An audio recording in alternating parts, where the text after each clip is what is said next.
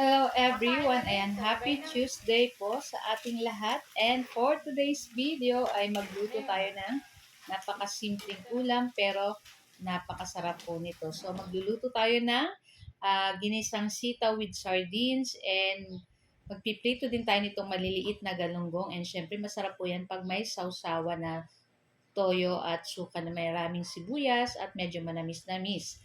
So, ayun na nga guys. So, magpapainit lang tayo nitong ating kawali at maglagay tayo ng cooking oil at maggisa na po tayo nitong ating bawang. So, sa kabilang kawali, ayan, nagpiprito na rin po kami nitong ating isdang galunggong. So, masarap po ay crispy para pati yung ulo ay makakain mo sa kayong buntot.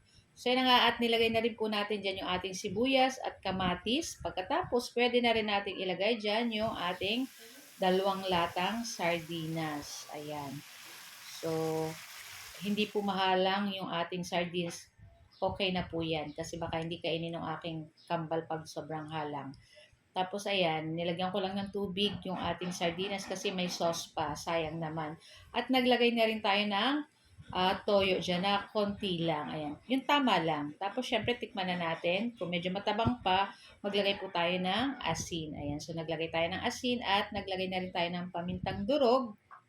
Tapos, syempre, i-mix-mix po natin iyan at hintayin lang natin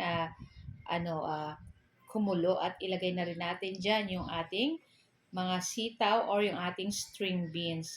And then, ayan, halu-haluin lang po natin iyan at nasa sa inyo po kung gusto nyo ay durog yung sardinas. Sa akin, ayaw kong madurog kasi kakainin ko pa siya ng medyo buo-buo guys. Kaya dahan-dahan lang yung paghalo ko nitong ating sitaw. So, hintayin lang natin kumulo at ayan.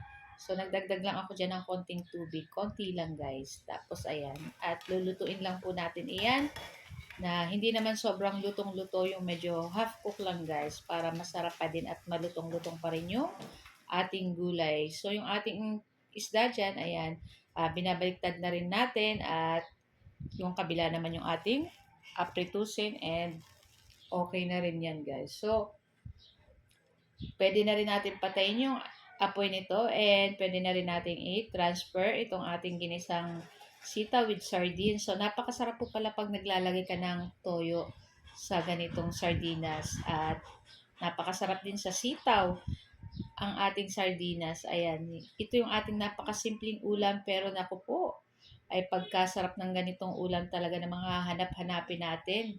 Tapos magkakamay lang tayo, and syempre mas masarap po pag nagkamay at ganito yung ulam mo. Talagang feel na feel mo yung sarap ng paghihimay ng tinik ng isda, yung pagsawsaw, di ba? Pero syempre, huwag natin kalimutan maghugas ng kamay bago tayo, ayan, kumain.